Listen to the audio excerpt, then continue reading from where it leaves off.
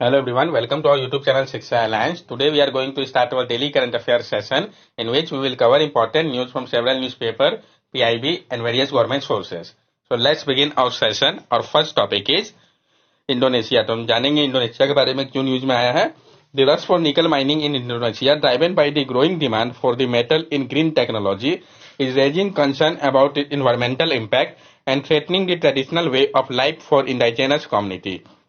जो रश हो रहा है निकल माइनिंग को लेकर इंडोनेशिया में, जो कि ड्राइवन है ग्रोइंग डिमांड के कारण मेटल का ग्रीन टेक्नोलॉजी के लिए, इसने एक चिंता रेज कर दिया है एनवायरमेंटल इम्पैक्ट को लेके और ये थ्रेटन कर रहा है जो ट्रेडिशनल वे ऑफ लाइफ है इंडिजिनस कम्युनिटी का।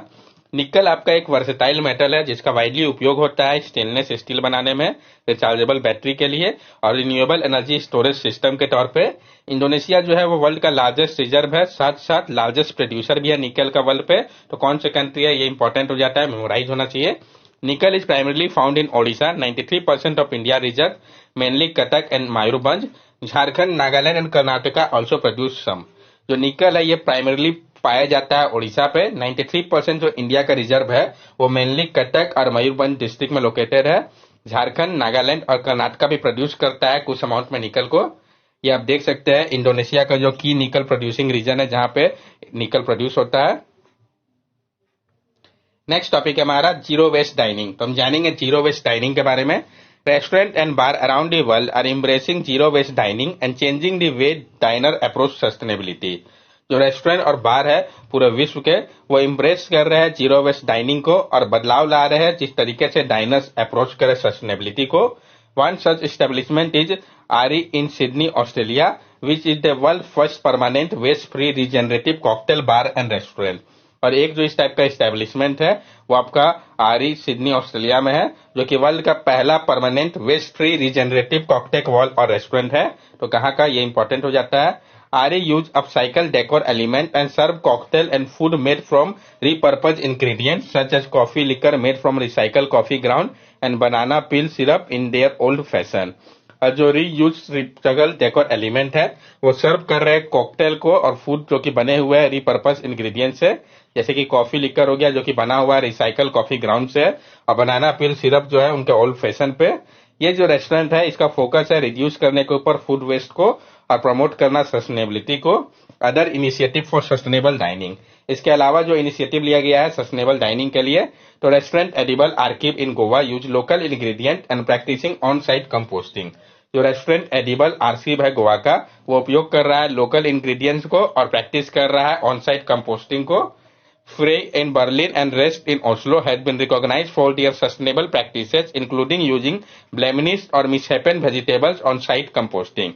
और जो आपका फ्री है बर्लिन का और जो रेस्ट है ओस्लो का, इनको रिकॉग्नाइज किया गया है उनके सस्टेनेबल प्रैक्टिस के लिए। ये इंक्लूड करते हैं ब्लेमिश और मिसहैपन वेजिटेबल का और ऑन साइट कंपोस्टिंग का। PCTC in New York practice organic farming and compost is organic waste. और जो आपका पीसीटीसी है न्यूयॉर्क का, ये प्रैक्टिस करते हैं ऑर्गेनिक फार्मिंग को और कंपोस्ट करते हैं अपने ऑर्गेनिक वेस्ट को। जो आपका सिलो है लंदन का, ये मैनेज करते हैं प्रोडक्शन वेस्ट इफेक्टिवली और फीचर्स करते हैं अपने फर्नीचर को जो कि बने हुए होते हैं अपसाइकल मटेरियल से। नेक्स्ट टॉपिक है हमारा संगम एज स्टड बीड अनहर्ट इन तमिलनाडु। तो जो संगम इसका स्टड है बीट है इसको अनहर्ट किया गया है तमिलनाडु से, तो जानेंगे इसके बारे में। Archaeologist conducting excavation at Porpanaikottai in Tamil Nadu, India have discovered several artefact including a gold stud, a bone point and a carnelian bead. जो आर्कियोलॉजिस्ट है जो कि कंडक्ट कर रहे थे एक्सकवेशन को कहाँ पे, तो पोरपानाई कोटाई पे तमिलनाडु के भारत में, उन्होंने डिस्कवर किया बहुत सारे आर्टिफैक्ट को जिसमें कि गोल्ड स्टड, बॉन्ड पॉइंट और कैरनेलियन बीड भी है। ये जो फाइंडिंग है ये प्रोवाइड कर रहा है इनसाइट कल्चर और ट्रेड को लेकर संगम एज का, जो कि एक पीरियड है एंशियंट तमिल हिस्ट्री का। की फाइंडिंग क्या निकला इस एक्सकवेशन का। The carnelian Beed around shape red stone was also discover at this site. जो कार्नेलियन बीड है जो कि एक राउंड शेप रेड स्टोन है, इसको भी डिस्कवर किया गया साइट में। Similar bead have been found in other part of Tamil Nadu indicating a system of domestic trade. और इसी टाइप का बीज जो है वो पाया गया है दूसरे पार्ट में भी तमिलनाडु के। ये दर्शाता है कि उस समय क्या था, एक सिस्टम था डोमेस्टिक ट्रेड का। Carnelian stone were commonly source from Gujarat. और जो कार्नेलियन स्टोन है इसको कॉमनली सोर्स किया जाता था गुजरात से, इसका मतलब है कि गुजरात से भी इनका लिंक हो गया। In addition to this artifact, the excavation has revealed a three-course brick structure and over 150 other antiquities such as potsherd, glass bangle, bead, a terracotta lamp, coin, spindle whorl and rubbing stone. इस artefact के अलावा excavation ने reveal किया है three course brick structure को और 150 से अधिक अदर एंटिक्विटीज को भी, जिसमें कि potsherd, glass bangle, bead, terracotta lamp, coin, spindle whorl, rubbing stone भी है। ओवरऑल ये जो डिस्कवरी है इसमें लाइट डाला है जो मटेरियल कल्चर, ट्रेड नेटवर्क और सोशल ऑर्गेनाइजेशन था संगम एज के दौरान तमिलनाडु पे, उस पर प्रकाश डाला है इन सब एक्सकवेशन ने। अब हम संगम एज के बारे में जान ले तो Sangam age refer to the period of history of ancient Tamil Nadu Kerala spanning from 6th century BCE to 3rd century CE. तो संगम एज है वो रिफर करता है जो पीरियड है हिस्ट्री में एंशियंट तमिलनाडु केरला का, जो कि स्पेन करता है 6th सेंचुरी बीसीई से 3rd सेंचुरी सीई तक। नेक्स्ट टॉपिक है हमारा लंबनी आर्ट। पीआईबी के लिए इंपॉर्टेंट हो जाता है तो हम जानेंगे लंबनी आर्ट के बारे में।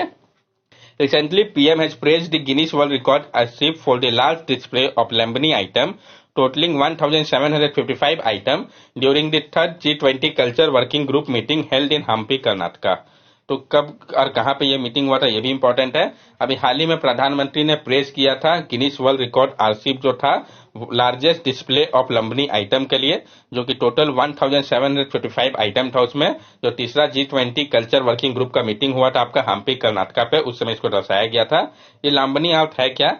It is a traditional form of art and craft practice by the Lambani community also known as Banjara community in Karnataka. जो लंबनी आर्ट है ये आपका एक ट्रेडिशनल फॉर्म है आर्ट एंड क्राफ्ट का, जिसको प्रैक्टिस किया जाता है लंबनी कम्युनिटी के द्वारा, जिनको कि हम बंजारा कम्युनिटी के तौर पे जानते हैं कर्नाटका पे। It is characterised by is vibrant colour, intricate embroidery and mirror work. ये जाना जाता है इनके वाइब्रेंट कलर, इंट्रिकेट एम्ब्रॉयडरी और मिरर वर्क के कारण।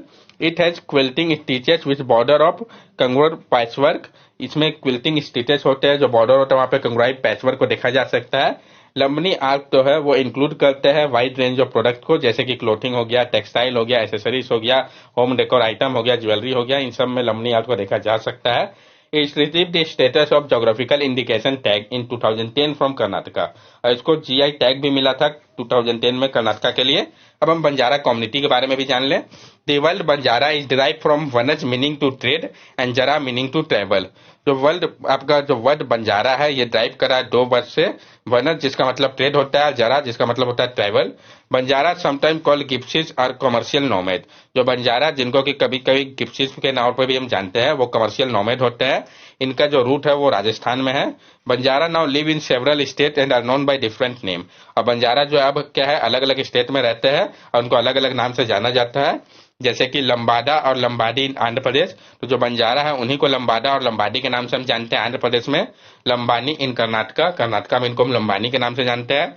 और ग्वार और ग्वारिया इन राजस्थान, और ग्वार या ग्वारिया के तौर पे राजस्थान पे। The language of Banjara is known as Gor Boli, Gormati Boli और Brinjari, an independent dialect under the category of Indo Aryan language. और जो लैंग्वेज है बंजारा का उनको हम जानते हैं गोरबोली, गोरमती बोली और ब्रिंजारी, जो कि एक इंडिपेंडेंट डायलेक्ट है under category of Indo Aryan language का, उसके तौर पे हम जानते हैं। नेक्स्ट टॉपिक है हमारा नारी अदालत। तो हम जानेंगे नारी अदालत के बारे में। Indian government is launching a unique initiative to establish women only court known as Nari Adalat at the village level as an alternative dispute resolution forum for issuing such as domestic violence and property right. जो Indian government है उन्होंने launch किया है एक unique initiative को ताकि establish किया जा सके वुमेन ओनली कोर्ट को, जिसको कि हम नारी अदालत के तौर पे जानेंगे विलेज लेवल पे। ये एक अल्टरनेटिव डिस्प्यूट रिजोल्यूशन फोरम होगा ताकि इश्यू किया जा सके डोमेस्टिक वायलेंस और प्रॉपर्टी राइट को। The pilot project will start in 50 villages each in Assam and Jammu Kashmir in August and will later be expanded to the rest of the country।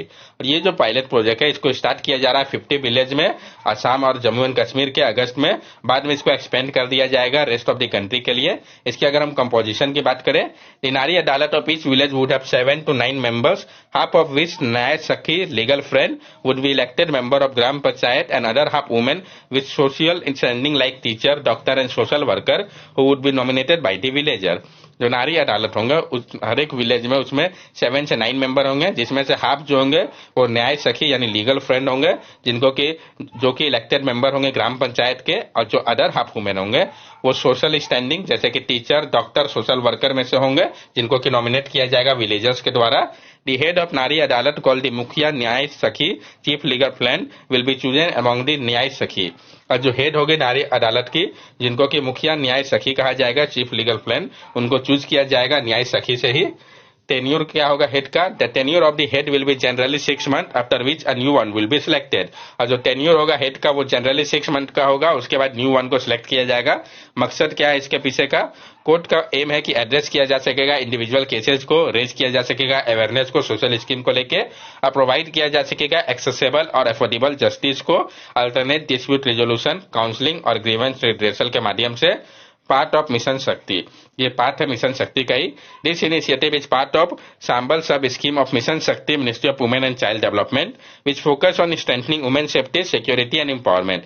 ये जो initiative है ये part है Sambal sub scheme mission Shakti ministry of women and child development का, जिसका focus है strengthen करने को लेके वुमेन सेफ्टी, सिक्योरिटी और एम्पावरमेंट को।